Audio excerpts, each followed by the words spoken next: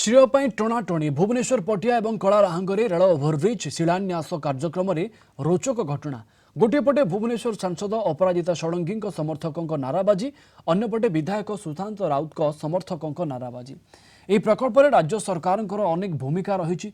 भुवनेश्वर सांसद भाषण में जदि राज्य सरकार ना नहीं था तेबे आहरी खुशी होता बोली भाषण में कहते भुवनेश्वर उत्तर विधायक सुशांत राउत। पटिया कलाराहांग तराबुई और भूषुंडपुर निर्माण हेब रेल ओभरब्रिज। पटिया रेलवे लेवल क्रॉसिंग निकट में 68 कोटी 50 लाख टंकार रेलवे फ्लाईओवर हेब। आसंता काली ठारू काम आरंभ हेब।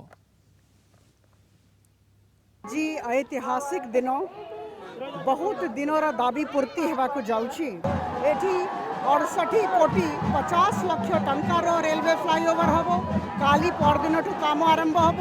आ द्वितीय आमर कलारंग ठारे 70 कोटी 30 लाख टंकार रेलवे फ्लाईओवर कार्य आरंभ कर। मैडम तो कहले किंतु राज्य सरकार भी एथिरे किछि ना किछि रोल अछि से विषय भी मैडम कहते मु आहुरी अति खुशी होइथांती। मैडम एटा होउची 50-50 शेयरिंग रे होउची 50 भाग केंद्र सरकार 50 भाग राज्य सरकार ता सहित जे जहाँ भी हो आज आरो भी दुईटी हेई आम ए अंचलवासी जदि प्रकृत में आम अंचलवासी की भल पाउथबा प्रकृत में आमको माने रिप्रेजेंटेटिव करी पठेइचंती निश्चिंत भाव में आज आम कार्य सफल होइछि बोली मु भाबिबी।